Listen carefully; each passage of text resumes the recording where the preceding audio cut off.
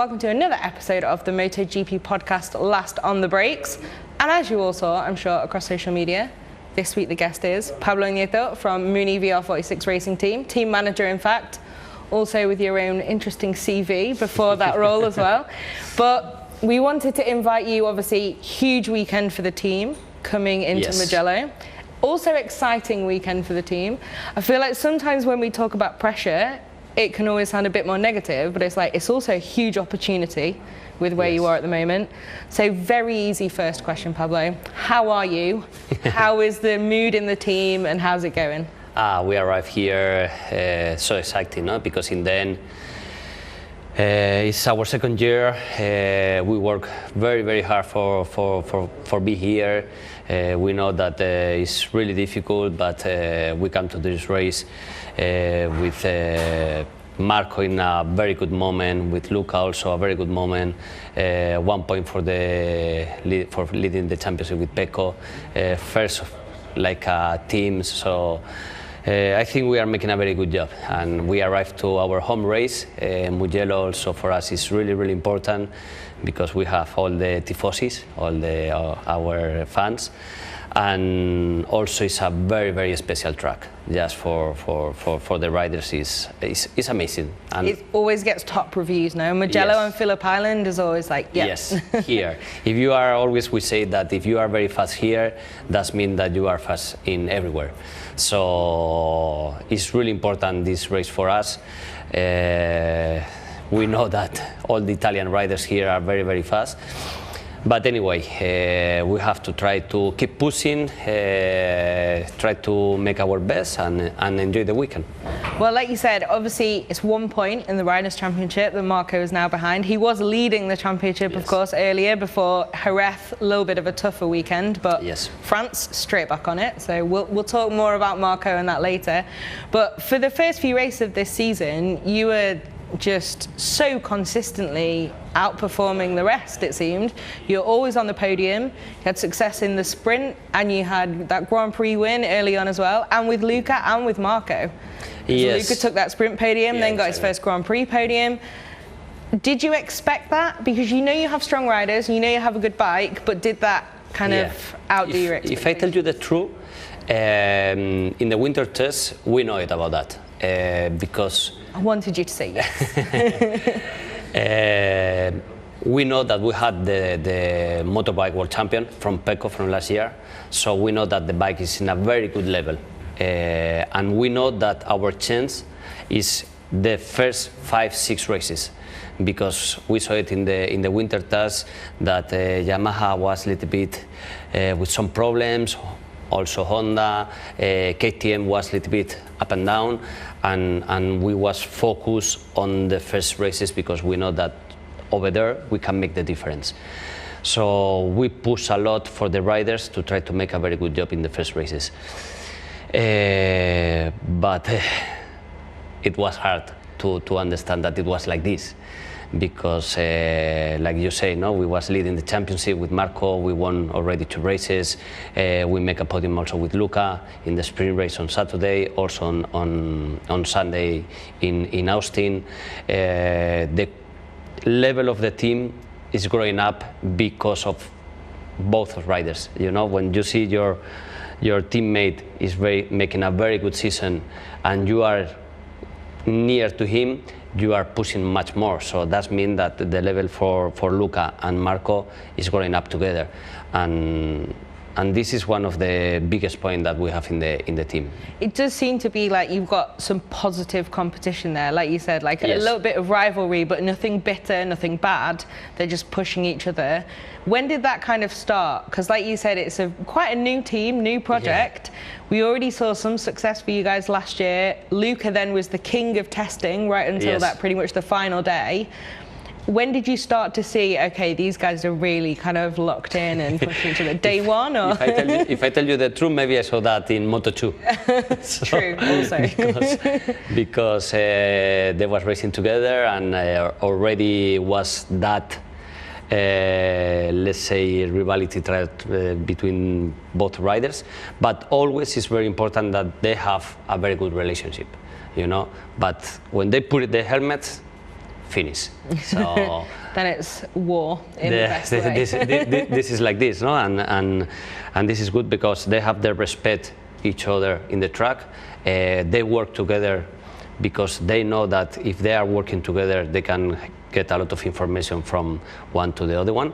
And this one is really important to improve, to learn, and to see how they are working each other with the team. Okay, well, I feel like Luca's trajectory, certainly since Moto2 when it started to click there, he's taken really steady, measured steps. Yes. Like he's done really well. Like we always talk about this, it's kind of his reputation. He's like super switched on. He puts stuff together. He builds. He builds. It is like this. But then Marco, it seems, has been a bit different because I think especially in his last season in Moto2, yes, he obviously had that injury struggle for a bit, wasn't quite right. Yes. But he also just, I'm sure it was also frustrating with the orange jewel at the front. Yeah. But then MotoGP, suddenly, he's gone again. Yeah, they are completely different. It's really great for us to see the two kind of. Yes, there are two riders, completely different style, different riders, different mentalities. They are completely opposite, let's say. But which one is better? It's hard to say which one is better because of course now Marco, we can say that is a little bit better because he led the championship. He's 1 point from Pecco. He won 2 races. But Luca is incredible because he made 1 step and he stayed over there. Never make 1 step. Yeah, it's impressive, eh? And this is really, really, really good because we saw so many riders that they make a very big jump, but then another races you cannot see them. Normally, Luca, when they make that step, they keep it all season. And now it's all the time Luca is fighting for the top 5 all the time. I think in Le Mans because he had the crash and he couldn't finish the race. But I think if he didn't make the crash, he was fighting for the podium score also. So we have a very good team, no? Completely different from one side to the other one. Marco is like a fire, let's say. It's like a bomb. It's everything he tried to make the best, incredible talent. Everything that you give it to him is going in the right way. So he's in a very good moment. So both and then riders. what is Luca like ice on the other side of the box? Yes, exactly. We love the Luca kind of Vogue vibe, always so well put together. Yes. If I tell you the truth, I enjoy it a lot. I'm enjoying it a lot now. Well, that's the next question. How is that for you then? You say you have 2 opposite riders, but you're one team and you're one person managing that team. I think I'm lucky because I know each other very, very good because we was working together from long time ago. So I know how I have to work with Luca. I know how I have to work with Marco. And this is really important because we know each other, you know. So when Marco, for example, look at me, we know what we are thinking about the situation. Same thing with Luca.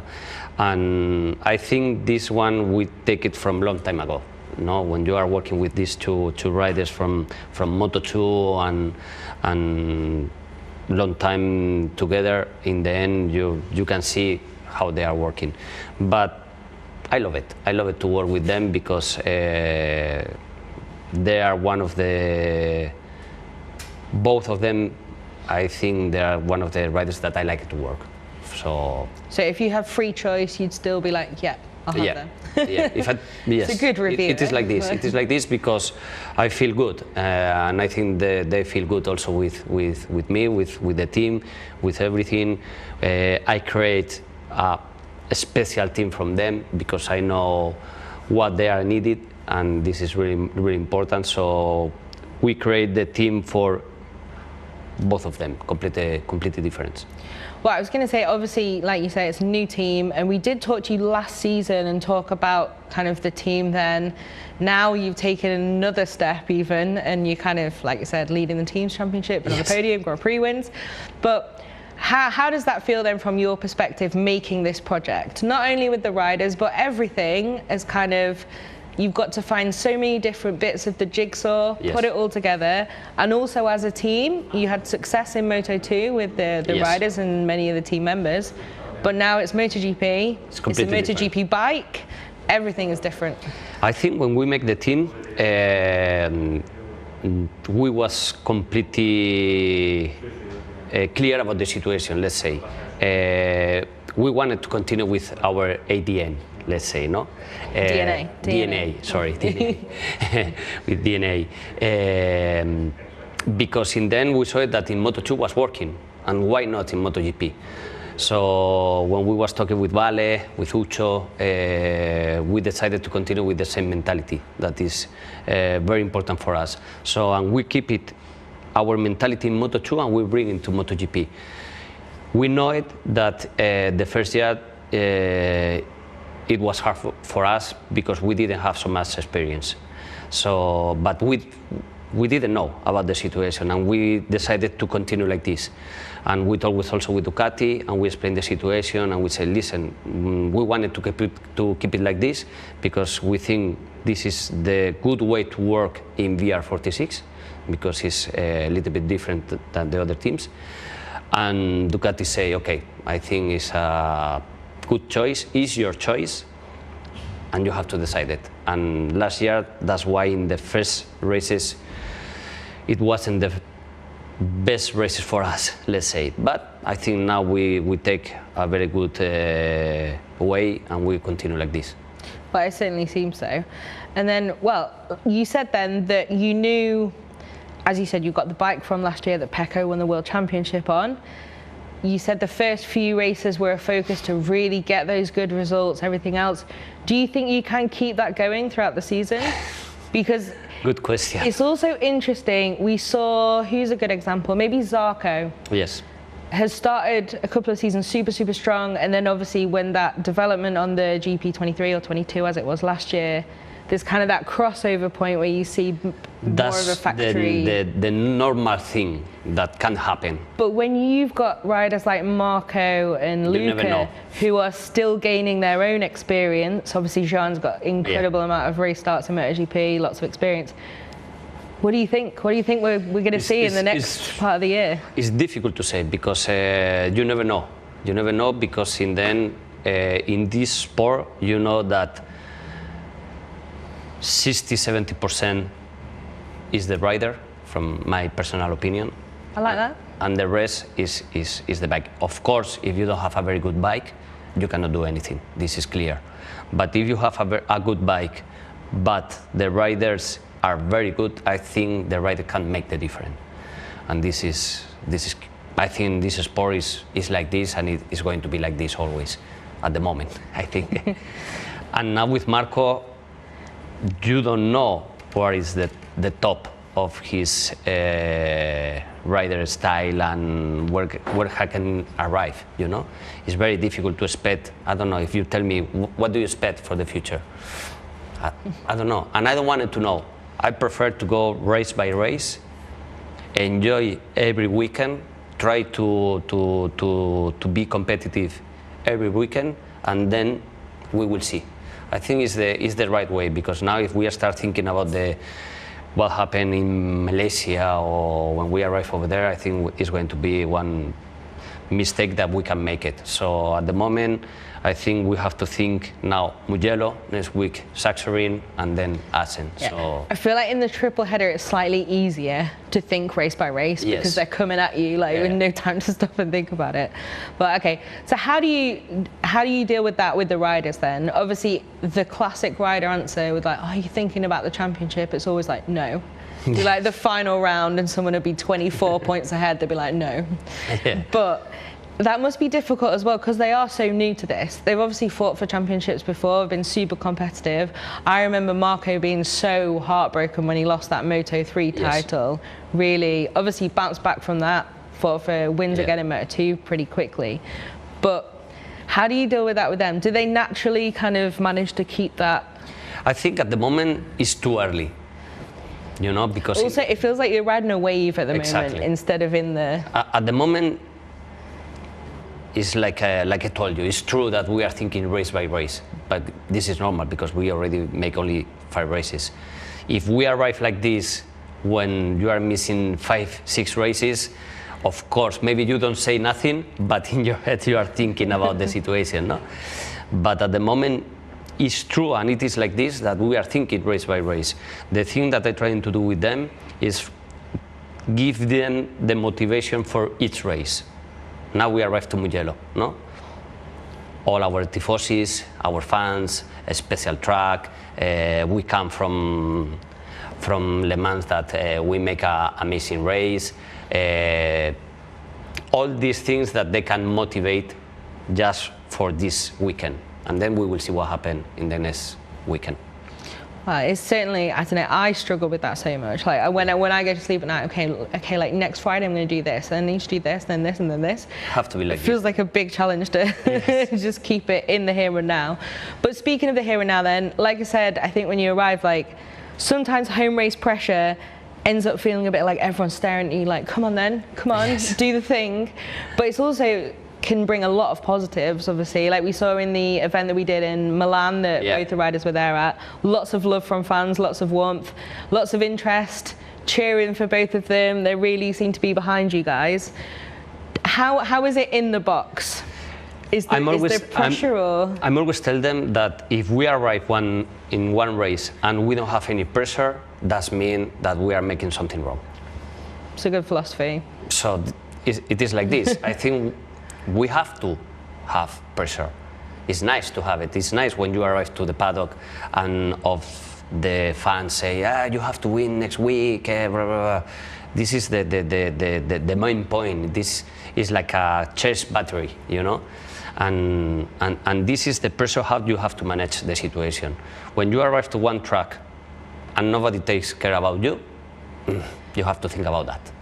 So this is some things that I'm always explaining to them. Also, it's really important that when you arrive to the track, all the fans, all the people want to make a picture with you. Now it's always a picture, isn't it? No one wants autographs anymore. They just want selfies. I know that it's very hard, you know, because you have a lot of things in your mind. You have to think about prepare the weekend. You have to think about the mechanics, bikes, everything. And now maybe 10 person come to you. Can I make a picture? And you have to be always. But you have to manage all the situation, because if nobody takes care about you and nobody wants to make a pictures, then you've got a problem. Yes. Yeah. Well, you guys also have a bit of a unique situation. Obviously, we have many team managers, owners, key figures in factories who are very famous. Yours arguably the most famous in the history of the sport. When you do have Valentino at a race, that must add a whole extra dimension, because even now there's like just 2,000 more people just staring, even in the paddock, in that little group that's always existed, that used to be around Yamaha, now it's always around you guys. How is that for the team? Because obviously it's a positive thing, but then they're here to see him. He's trying to be part of the team with you guys and speak to the riders and have a very different role here. It must be an interesting balance. I think always we have to get the positive things for everything. And nobody else have Valentino Rossi. So I think maybe if we have Valentino Rossi in 15 years, it's a little bit different. But he finished the race 2 years ago. So he still have everything like a rider. And he can help. He's still winning in motorsport. And also with the academy, he's going with in the range. He's going with in Misano with the bike. So he's still like a rider, and he can help a lot our riders with the data guys in the track. When he's coming over here, he's going always around the track to see something if they can help. So we are really lucky to have like a person like Valentino Rossi, for all the experience that he has, everything. If he say just one thing, is like if I say 1 million things, you know. So it's important that we understand the level of our boss. I guess it's not too much of a boss situation though. Yes. It's not like too much pressure from that side of it. But it must be really helpful then, like you say, it's a unique situation. And then obviously the Academy, that's like a mixture of Uccio and Academy. The Academy is also quite a unique thing. Yeah. We've seen a couple more riders now doing stuff with younger riders, but Valentino really kind of blazed that trail with his own personal investment in terms of time, resources and everything in that. How does that work when you've got your two riders both in the Academy? You've also got your closest rival 1 point away, also in the Academy, also share the same factory. How does that kind of all balance together? It's lots of respect always, but it's an interesting extra dimension. First of all, it's incredible that they are friends, and they have the respect that they got at each other is really, really good. And Vale, for example, they are talking a lot with Pecco, with Luca, with Beth. I think the Academy make an amazing job with them. It's incredible that we have 4 riders in the MotoGP. 2 of them are fighting for the championship. Luca is fighting for the podium and almost each race. And now maybe the rider that they have a little bit more problems is Frankie. He was the first race winner in MotoGP there, right? From yes. the Academy? Yeah. So yeah. He's got that on the CV there. Yeah. But that means that the work that we are making with the Academy is working. It's working really good. I don't think anyone can argue with that. So I think it's more or less is same situation with the Academy like with the team. You know, if you have a very fast riders, each other growing up the level. So in the Academy, it's happening exactly the same thing. So and still Valentino is still training with them every Saturday, every day when he don't have a car race or whatever, they are going together, and it's amazing to watch them how they are working. I think it's interesting as well now with Enea being Pecco's teammate. And what we saw last year with, there's so much talk, oh, will there be team orders, will there not, will there be this, especially around that incredibly tense race that we saw in Sepang. Now, Luca certainly has taken that step to be in the fight at the front. Marco seems to have taken that step to even maybe fight for the championship. There's so many factors here. How do you control your heart rate? And also, how do you all look at this from the inside? Is it just helmets on, okay, everyone's now the same amount of rival and I'm going to take every gap? At the moment it's like this. At the moment, of course, when they are making the race, always they know it, that they have to have respect for the Academy's rider. They have to have respect to everyone. This is clear, but you're not going to see everyone the next Saturday and expect them to. So, but they have the most important thing is the relationship that they have. So it's important that when they finish, for example, in the range in Tavulia, they are going to it together. So this is nice, no? That means that they have a very good relation. So I want to see what happens if we arrive like this today. I think everybody does. But I don't know. Final couple of questions then. Obviously talking a lot about those guys and internally. What about everyone else on the grid? Because you've got closest competition at the moment to Marco's Brad Binder in the KTM. Yeah. Like you said briefly, in pre-season, looked like KTM maybe was struggling, but it didn't seem like they'd showed their hand and it didn't seem like they made a massive step. Now they have. We've seen Jack and Brad are just basically ride around like this all the time in the best way. Oh, sorry, audio people, I put my elbows out then. Obviously, Marco, bit of a dive sometimes he's had, and then he's been like, no, that was fair, I should have given that position up. He races pretty hard as well. We've seen Mark and Pecco came out a couple of weeks ago and both said, no, this is how we like it. when you look at the rest of the grid, who are you thinking of as kind of biggest rivals for this weekend and your home glory, the next few races, and then potentially towards the end of the season? I think now the grid from MotoGP is amazing. Like you say, no? For example, in the winter test, you didn't believe that KTM was like this fast. I think KTM make a very, very good job. Binder, I think, is one of the best riders in the first 3 laps. It's amazing how he... Their starts in Jerez were a bit heartbreaking for everyone else, no? It's incredible. It's very aggressive. It's amazing. I don't know how he make it, but the first 3 races is the best rider, 100%. Then I think Aprilia, they are making a very good job. Maverick and Aleix, they are very good riders and always are over there.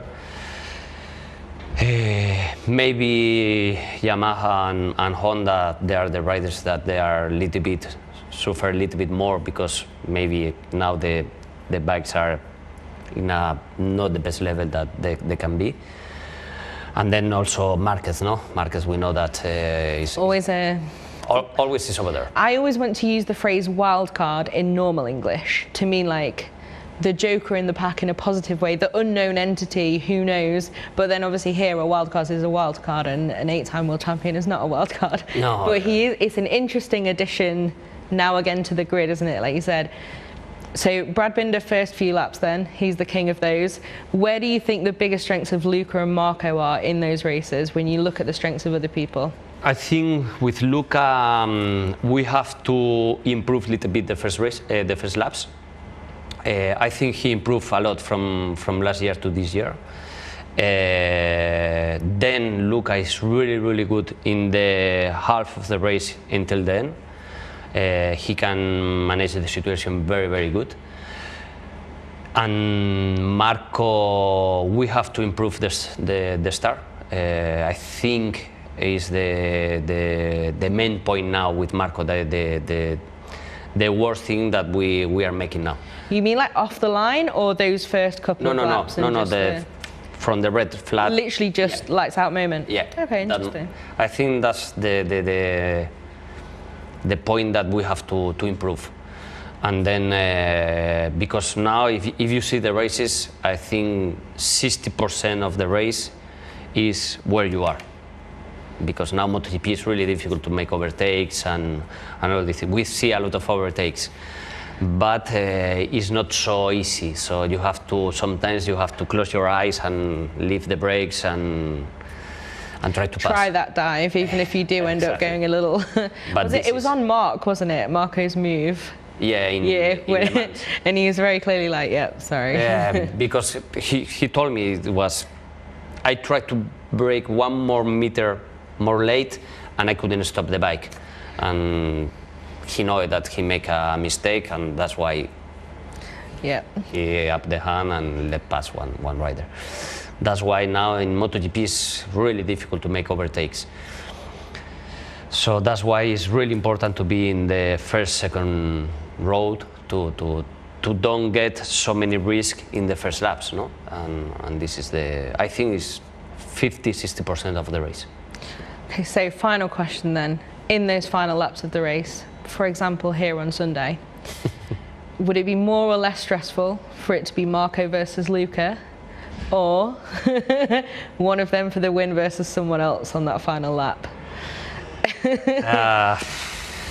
It's difficult to say, no, because in the end you have to see how was all the races, if they are fighting 2 riders only. I don't know. Do you want Pecco behind Marco coming into the final sector, or do you want Luca, or vice versa? Let me think. I think because I feel like you may come across this situation. If I tell you the truth, eh? I think it's going to be. They have to take care a little bit more if Marco is behind them. I don't know. which one. But if Marco... You think he's got that? Yeah, I think Marco, he will try, 100%. Well, that's what we love. Yeah. We love those. I mean, hopefully ones that work, or at least then someone gets the cut back and it's a great moment, but not too much drama. Exactly. we see, because we know here is, and then you have long straight, so yeah. It's not going to be easy. But I will be worried if I have Marco in the last lap behind me. Cool. That might be our headline quote now. And then I feel bad because we're selling like a 30-minute conversation about the whole year. And then your final answer is like, yeah. But no, that was great. Thank you so much for joining us, Pablo. Pleasure. It's, great to see what the team has managed to achieve thus far. And great to see, especially Marco and Luca, able to make those steps. So we've got 2 new stars in the Premier class, and so quickly as well. So yeah, thank you very much. Have a good weekend, and thanks everyone for listening and watching. We'll see you again soon. Muy bien.